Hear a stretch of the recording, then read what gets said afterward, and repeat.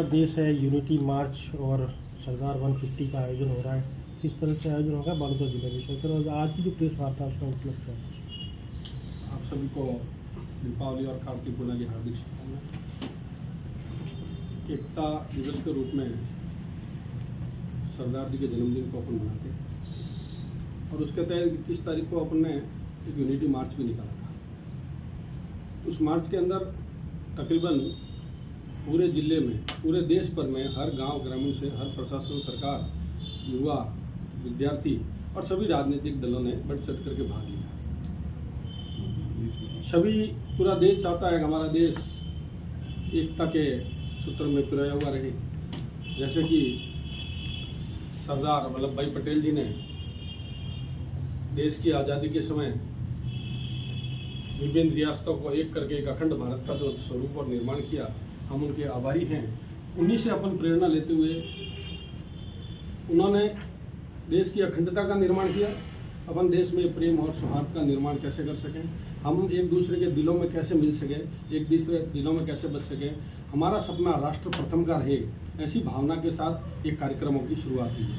आज अपन एक press conference कर रहे हैं। उस प्रेस कॉन्फ्रेंस का माध्यम ये है कि आने वाली 14 तारीख को जिले के अंदर एक एकता यात्रा के रूप में एक रूट मार्च होने वाला है पैदल। उसमें सभी स्वयंसेवी संस्थाएं भाग ले रही है और सभी क्षेत्र के गणमान्य नागरिक, युवा, सभी सप्रेम एक ही मंच के साथ आगे बढ़ रहे हैं। और उस बढ़ने का लक्ष्य यह है कि अपन तिरंगे के साथ जब बढ़ते हैं तो ये मन में आभास होता है कि हमारा पूरा सारा देश एक है। देश की एकता और अखंडता को बनाए रखने के लिए इसी के साथ सरदार वल्लभ भाई पटेल जी का एक बड़ा सपना था कि मेरा अखंड देश, मेरा आत्मनिर्भर देश। आज वही कालखंड चल रहा है। केंद्र की सरकार ने यह तय कर दिया है कि मेरा देश आत्मनिर्भर रहेगा और उसकी योजनाओं के तहत अगले 10 सालों में देश ने आत्मनिर्भरता की चरम सीमाओं तक पहुंचने वाला है। पूरे विश्व के अंदर आर्थिक रूप से जो अपनी कमजोरी थी उसमें अपन प्रगाढ़ रूप से मजबूत होते हुए आज विश्व की चौथी अर्थव्यवस्था बनने जा रहे हैं। ये आत्मनिर्भर भारत का ही है। हर क्षेत्र में कृषि के अंदर भी आत्मनिर्भरता आई है, जो सरदार वल्लभ भाई पटेल का भी सपना था, अटल बिहारी वाजपेयी जी का भी सपना था, पंडित दीनदयाल जी का भी सपना था और मोदी जी ने तो इसको एक लक्ष्य के रूप में लिया है और ये लक्ष्य पूरा करने की ओर है।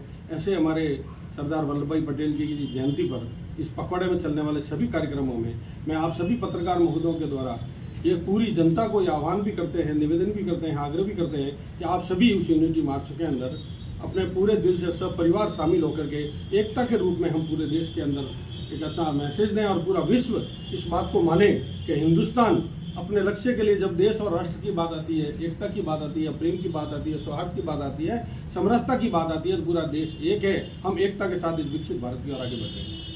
तो चूँकि पखवाड़े का आयोजन किया जा रहा है, यूनिटी मार्च भी है, रूट मार्च क्या रहेगा, क्या मैपिंग रहेगी, या रूट मार्च के अलावा अन्य और भी कोई कार्यक्रम इसमें आयोजित होंगे? इसके अंदर कार्यक्रम की शुरुआत के अंदर राष्ट्रवादी कल्चर्स प्रोग्राम रहेंगे। उस कल्चर्स प्रोग्राम के बाद पूरे जिले के अंदर एक 8 से 10 किलोमीटर की 2 से 3 यात्रा, एक यात्रा हमारी फाइनल हो चुकी है 14 को। उसके बाद विधानसभा स्तर पर हम यात्रा निकालने का संदेश देने वाले हैं। तो उसका जो रूट रहेगा करीब 7-8 किलोमीटर के आसपास का रूट बनने वाला है। कोशिश यही है कि अपन जहाँ बैठे हैं अभी, इसी के 100-200 मीटर के दायरे से शुरू होंगे और वापस यहीं आकर के उस रूट मार्च को अपन पूरा करेंगे। उसका संदेश के अंदर, बीच के अंदर कुछ देशभक्ति की कुछ अगर कोई झांकियां हैं या लोग अपनी स्वेच्छा से जो पुष्प वर्षा करके देश की एकता और अखंडता के लिए, भारत माता के जयकारे के साथ स्वागत के लिए खड़े रहेंगे। और जगह जगह कुछ कल्चरल प्रोग्राम, कुछ सांस्कृतिक संदेश जो है इस रूट मार्च के माध्यम से मिलेंगे। आयोजन में जिला मुख्यालय के साथ में अन्य जो आपने विधानसभाओं की बात करी है, तो ग्रामीण क्षेत्र भी है, पंचायत समिति स्तर पर या ग्राम पंचायत स्तर पर भी कोई कार्यक्रम इसमें? अभी हम विधानसभा स्तर पर कर रहे हैं और ईश्वर ने चाहा और आप और हम सबकी एकता का अगर ये प्रेरणा सबसे मिलती रही तो स्वच्छता इच्छा से लोग इसको ग्रामीण क्षेत्र के अंदर पंचायत समिति और देश तो ये चाहता है कि ये कार्यक्रम कोई सरकारी कार्यक्रम या कोई राजनीतिक कार्यक्रम नहीं रही। इस कार्यक्रम की जो रूपरेखा है ये एक जन सहयोग से जन आंदोलन के रूप में, जन भावनाओं के रूप में प्रसारित हो। तो अगर कोई अपनी गली के अंदर, अपने मोहल्ले के अंदर, अपने शहर के अंदर जो इसकी यात्रा को निकालता है तो बड़ी खुशी की बात है और निकलेगी।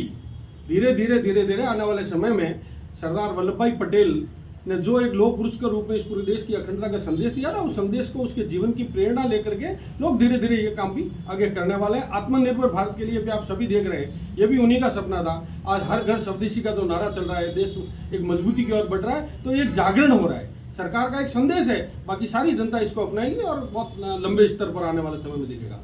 आम आदमी को किस तरह से जोड़ेंगे, क्योंकि पहले भी अभियान चला, हर घर तिरंगा अभियान चला है, तो उसको एक राजनीतिक रंग दे दिया जाता है कि ये एक पॉलिटिकल कार्यक्रम है, जबकि ये नेशन कार्यक्रम है, पूरे नेशनल एक कार्यक्रम और नेशन के लिए कार्यक्रम है। कोई भी कार्यक्रम, कोई भी सरकार सद लक्ष्य के लिए शुरू कर दी है, और जो सरकार जिस राजनीतिक दल की सत्ता में होती है तो 100% सही बात है, जिसमें भारतीय जनता पार्टी जो है उसका जो लक्ष्य रहा है वो राष्ट्रवाद और राष्ट्र प्रथम ही रहा है। इसलिए ऐसे राष्ट्र के अंदर चेतना के जितने भी विषय हैं, हमारी भारतीय जनता पार्टी के लोग उसको बढ़ चढ़ करके हिस्सा लेते हैं। तो बाकी सब भी ले, उसमें कोई तकलीफ नहीं है, किसी पार्टी का कोई बाध्यता नहीं है। कांग्रेस हो, आरएलपी हो, सपा हो, बसपा हो, सभी राष्ट्र की एकता में तिरंगा यात्रा हमने निकाली। तो उसके बाद देखिए, आपको महसूस हुआ होगा कई लोगों ने राजनीतिक दल से ऊपर उठ करके भी इस तिरंगा यात्रा में भाग लिया था, गली गली कोने में भाग लिया था। उसके बाद जितने भी रामनवमी के लगाकर जितने भी महोत्सव हुए, जब गांव में महोत्सव होते तो लोग तिरंगा लेकर निकलती थी, तिरंगा को अपनी आन शान और बान समझा। ठीक उसी तरह से